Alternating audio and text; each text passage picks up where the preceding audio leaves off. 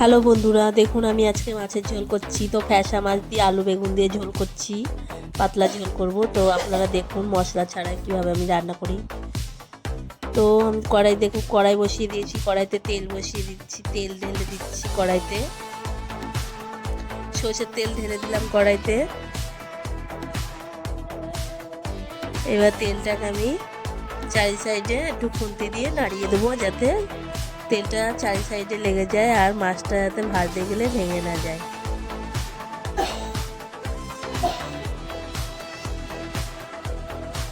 এবার আমি মাছগুলোকে হলুদ লবণ দিয়ে দিচ্ছি, তাতে লবণ দিচ্ছি 2 চামচ লবণ দিয়ে দিলাম, আর হলুদ দিয়ে দিচ্ছি, দেখুন 2 চামচ হলুদ দিয়ে দিচ্ছি। দিয়ে এবার মাছগুলোকে ভালো করে একটু হাত দিয়ে ভালো করে মেখে নেবো, যাতে লবণ আর হলুদটা মাছের ভিতরে ভালো করে ঢোকে। তো দেখো মেখে নিচ্ছি আমি।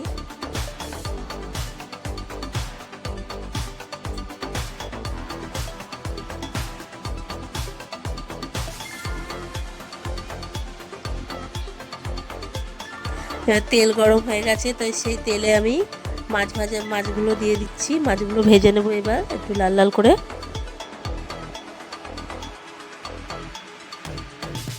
এক পিঠ ভাজা হয়ে গেছে, আর এক পিঠ ভেজে নিচ্ছি। তো দেখুন আমার মাছ ভাজা হয়ে গেছে, মাছগুলো উঠিয়ে নিচ্ছি, আমি লাল লাল করে ভেজে নিয়েছি। এই তেলে আমি কটা 5 ফোড়ন দিয়ে দিলাম, আর একটা পেঁয়াজ কুচি দিয়ে দিচ্ছি, দিয়ে ভালো করে একটু হালকা করে ভাজবো আমি। এরপর একটা টমেটো কেটে নিয়েছিলাম, টমেটোটাকে দিয়ে দিলাম, আর কটা 7-8টা কাঁচা লঙ্কা দিয়ে দিলাম, দিয়ে ভালো করে এই মশলাটাকে আমি একটু ভাজা করবো। তো ভাজা হয়ে গেছে একটু, তো তখন আলু আর বেগুন কেটে রেখেছিলাম, তা আলু আর বেগুনটা দিয়ে দিলাম। এবার 2 চামচ হলুদ আর 2 চামচ লবণ দিয়ে দিলাম, দিয়ে আমি আলু আর বেগুনটাকে ভালো করে কষাবো। তো 5 মিনিট দিয়ে ভালো করে কষানো হয়ে গেছে, কষাচ্ছি আমি।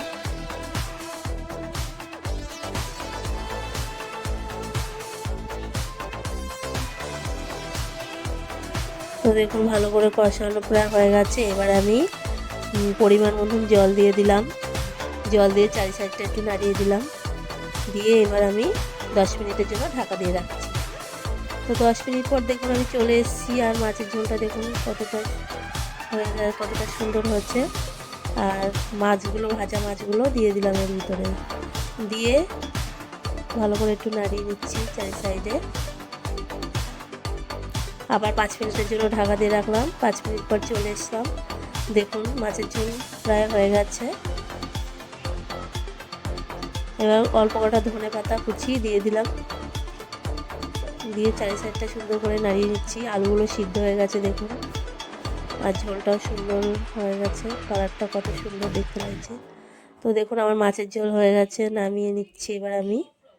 তো নামিয়ে নিয়েছি, দেখুন মাছের ঝোলটা কত সুন্দর দেখতে লাগছে। আপনারা এইভাবে বাড়িতে বানিয়ে খাবেন মশলা ছাড়া, খেতে খুব ভালো লাগবে। ভালো লাগলে একটা লাইক, শেয়ার, কমেন্ট করবেন। দেখুন।